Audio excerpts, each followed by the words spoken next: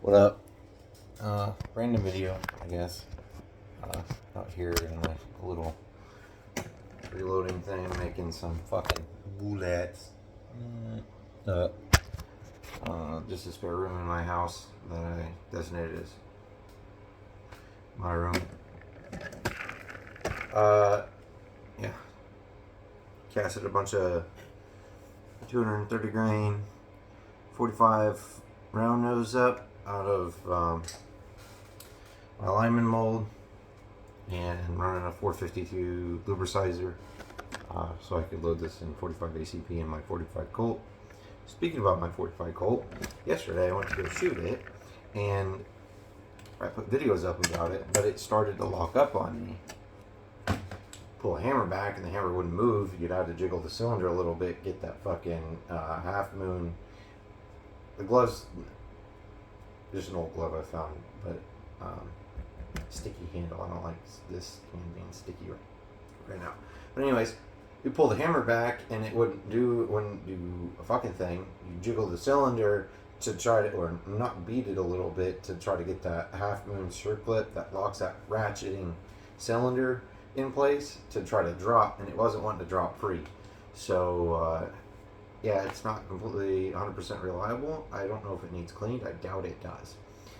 I had lubricated the shit out of it without taking it completely apart with screwdrivers with some frog lube. I had bought a small thing of frog lube off of a local gun shop, and early 2010s, that was the hotness with all the Tactical dudes, and I never was able to get a hold of it, but fuck it, I'm gonna try it type thing. But yeah, so that Cimarron, I think it's a Cattleman. It's the shiny steel trigger guard frame with the regular blued thing with the regular grips with the Cimarron logo on the side of it. It's a 4 3/4, and I paid $600. I got beat on it, really, to be honest. I bought it from the range that I was shooting at. Because the reason why I say I got beat on it because I looked up on Midway. They've got the exact same pistol for like $479. So you're going to be paying, $550 for a brand new pistol. And I was told that pistol when I bought it that it wasn't exactly brand spanking new. It was used. And that it worked and only had a couple of boxes shot, or like not even a box of ammunition shot through it. So I put it on layaway because I could afford the whole 600 at once, but I'd be left with like $100 that 2 weeks, and I wasn't trying to do that. It's not financially responsible, so I put $300 or whatnot down, and it only put $200 on the pistol because $100 of it went to like taxes or some dumb shit, and then I spent the rest of the $400 the next check, so I bought it within a month. I ended up, story about this pistol actually with me and owning it, but I ended up taking it in my little man purse that I have from Bulldog Tactical with some Barnes solid copper rounds. I ended up taking it out to Kisatchie for self-defense. Riding my little dirt bikes out there, and it got a bunch of sand in it, and I wanted Buddy Boy that lives with me to tear it down to clean it.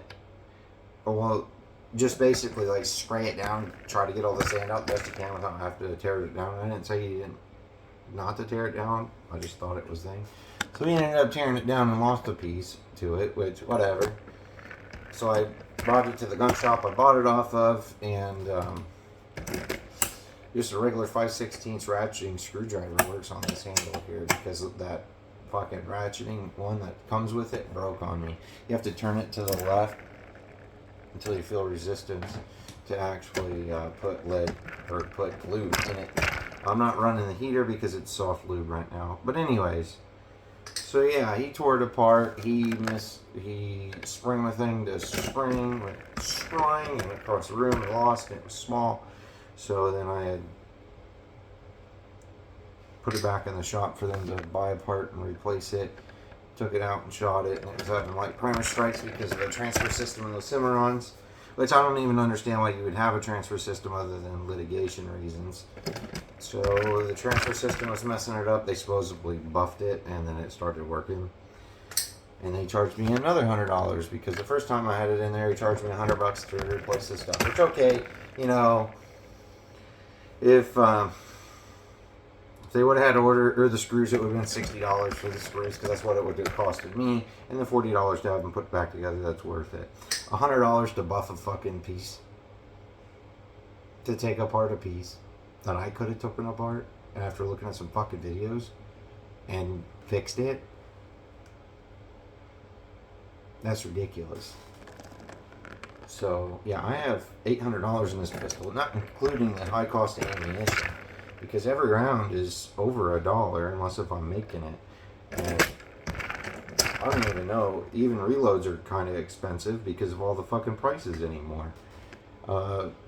400 primers cost me $60 out of that fucking gun shop I bought that pistol from. I spent $115 or so on 1,000 large pistol primers from another gun shop.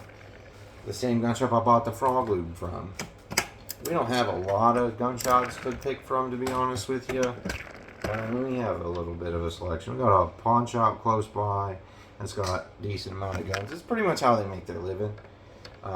They have some bow equipment and some tactical gayness, really, honestly, is what I would call it.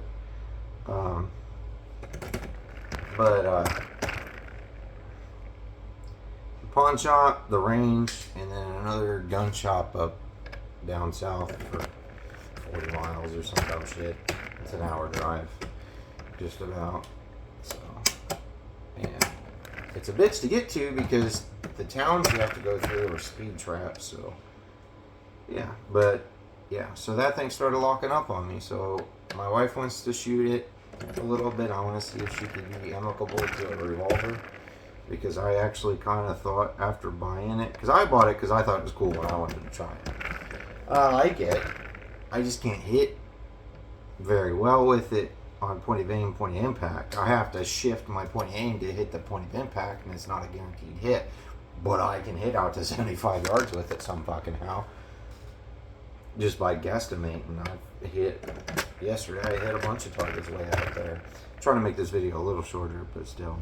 So, my intent would be, just to justify my purchase even more, would be, after I've tried it and figured what 45 Colt is, to try to get some reduced loads in it. Well, I'm loading these 230 grain round nose up with 6 grains of tight group here. And if you notice, 45 Colt, 6.2 grains at a 250 grain bullet. So I figured that'd be like the start of the starting load. I didn't have a good, other than my Lyman manual, which, this one here, this one says, 45 Colt, it says 200 grain tight group is 6.1 starting load, and 250 grain tight group 5.6 is starting load. Well, I thought 6 grains would be amicable if it's, very small amount below minimum, and I thought it'd have a lot less recoil. It turns out that shit kicks harder than fucking factory ammunition, which is extremely surprising. So my reloads with a small charge of tight group kicks harder than fucking factory ammo incorporated branded 250 grain total metal jacket. And actually, come to find out that Ammo Incorporated ammunition, the black box of ammunition, it's a newer manufacturer. I don't know who's actually manufacturing the ammunition, if it's actually Ammo Incorporated or if it's a parent company and they just decided to have a sublet and try to shoot or sell a little cheaper ammunition, because they are price cutting the market, and I appreciate a good price cut as a consumer. That's fucking ridiculous. They're wanting like the cheapest I seen some cowboy action loads loaded up at or selling at the fucking personal exchange on post here for like $65 a box of 50. The fucking Ammo Inc. I think was $63 a box of 50 from that gun shop down south of me, and they're the cheapest ammunition supplier around me. I bought some Federal 225 grain lead jacketed flat point, or lead flat point jacketed though, kind of like a 180 grain 44 Magnum type load, and that was $75 a box of 50 at the local pawn shop, and I'm like, damn. But I needed it because I needed fucking brass, and I also wanted to try it. So I don't know. I might end up. I'm thinking that I'm gonna end up loading these, and I'm gonna load them up to the 6 grains I had loaded them up with. I might load like 50 with the 6 grains, and then like another 50 with the 5.8 that Hodgdon's or IMR, the same company. IMR or Reloading Data Center says these lead round points for 45 Colt, the starting load I believe is 5.8 grains. I'm using CCI primers, and the Lyman manual designates certain loads to use CCI primers, and I don't know if there's an actual difference in priming, and to be honest with you, I don't think it matters. I'm just not trying to have a squib. I don't think I will. I'd imagine, and I ain't no professional, but I'd imagine I could go down to like 4.5 grains with these and have the bullet come out the muzzle. But I don't want to take a chance when I'm trying to put this in my wife's hands. If I were to actually go out there and shoot a lot, I would do that, and I would actually have some load development going on. But I'm thinking, instead of dealing with, long-winded, I know, I like to talk. I'm thinking instead of dealing with 45 Colt and trying to get it to be reduced loads and try to get it to be, you know, excuse my language, but Peter Puffin loads, little cat sneeze, little mouse fart, whatever you want to call it. I'm thinking about just switching and trading that pistol down as a down payment to a layaway or something like that, to like a 626 Deluxe Classic in a 6-inch, or a GP100 in a 6-inch, or even SP101 National Match if I can find it. I really don't want a regular SP101, but if I feel the need, I'll do it, because SP101 would be nice because it'd be 5 rounds a cylinder, and that would keep my 50-round boxes solid. I'd have 10 reloads, and I wouldn't have to worry about odd math. You know, you can always load 5 at a 6-cylinder, but I'd rather load a full cylinder because it's one of them, I guess what you call OCD things, or whatever you want to call it, but I don't have OCD, you know, one of them pet peeves. But so I don't know. I was thinking about trading it off for a 357 Magnum, another 45 Colt, another Cimarron product, or a 44 Magnum. Because for 44 Magnum, I can run 44 Special, and I can also download those. 45 Colt, the only thing I think you could do is cut down the case and run it like a 45 ACP. And I don't think that single 6-shooter, that imitation Colt, would do too well like that, because I noticed the way the chamber on each one of them cylinder chambers is formed, it's a circle, but then at the end it tapers down a little bit, because I can't stick a case in backwards into the cylinder. It's not a straight tube, which is interesting. I always thought revolvers didn't have a throat like that. I always thought they were just a straight tube and let the fucking actual barrel have that forcing cone, and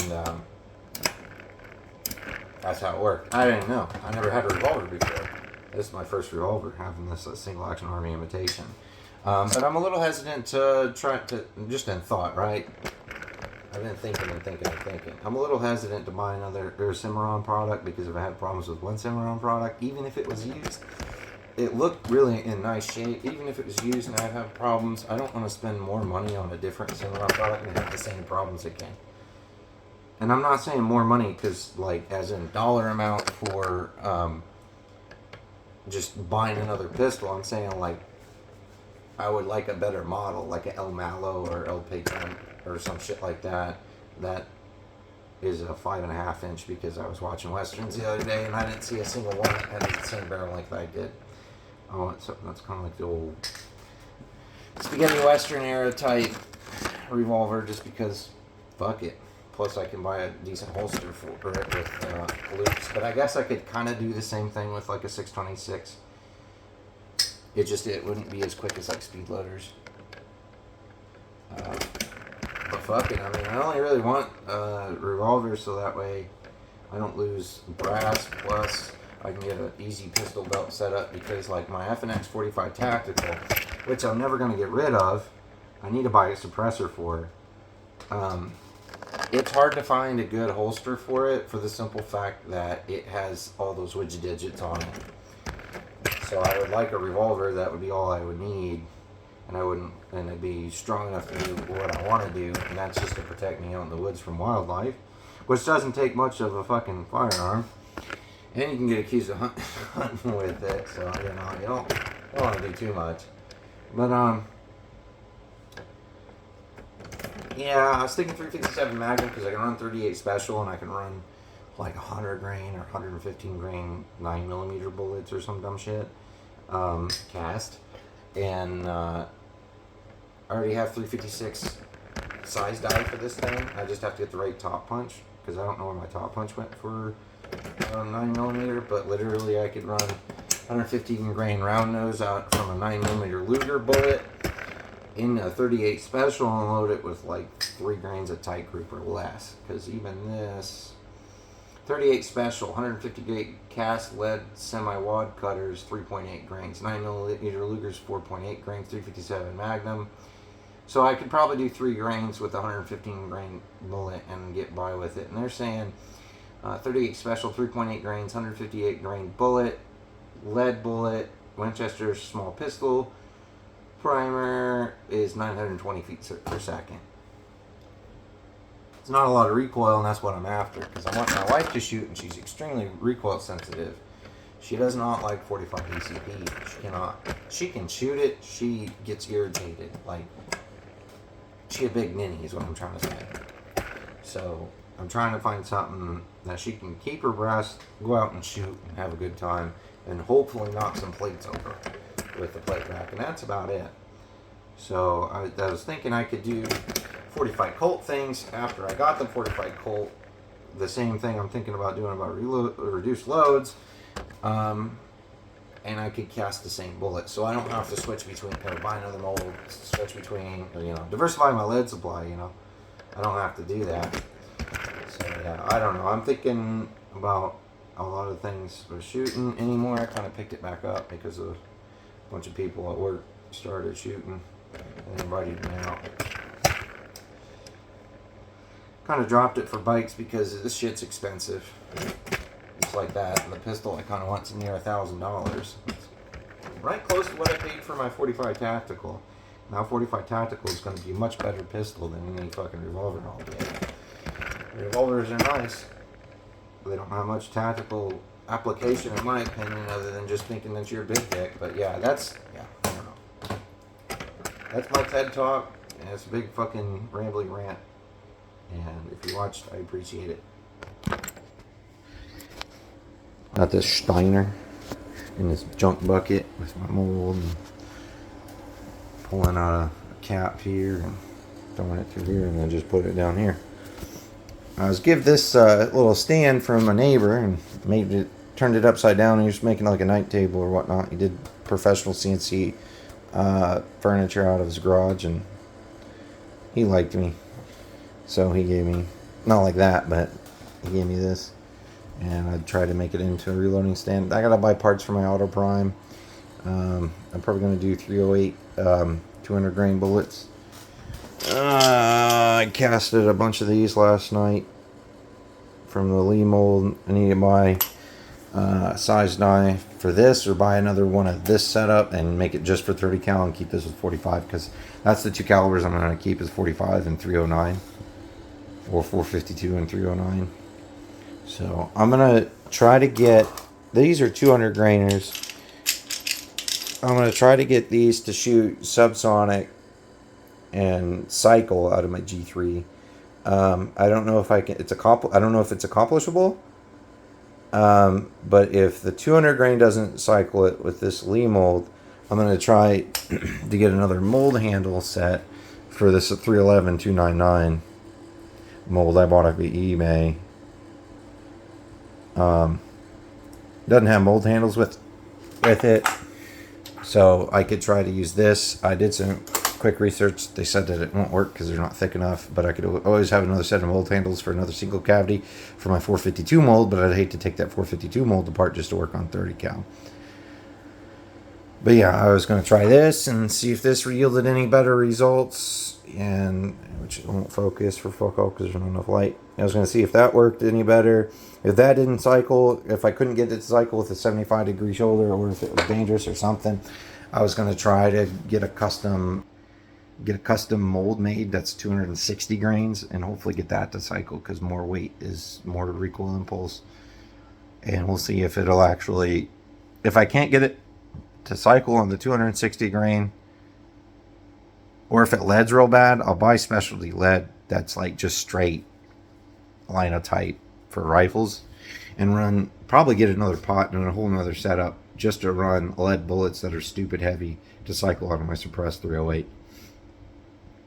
Or it'd be probably cheaper to get Barry's plated bullets, but it depends where the journey takes me. That's part of the fun. But I don't want to rely on a logistics train of civilian suppliers, because as they've proven within the past 5 years, they're real fickle. It's hard to get shit out of them when you want them, so why not make your own? So yeah, I'm going to end up getting me a gas check maker set, so I could buy some copper flashing, make my own gas checks for 30 cal, and then I'm going to probably buy some linotype and another 10-pound pot and another lubricizer, and start production of 309 gas check bullets that will hopefully shoot out of my 308 just fine. But I'm a little concerned about the star chamber in it, because I did shoot some gas check, or I did shoot some cast bullets out of one time, and it allowed the lead to flow over the case and into the chamber, and in that star chamber it'd be hard to clear out of lead. Only a real good way would be to heat the whole fucking firearm and take off all the parts that would melt or be in danger, and just heat it up to lead melting temperature, which I'm afraid would change the heat treatment of that firearm. So I gotta do it cautiously, and I probably ought to buy some linotype. But anyways, toodles.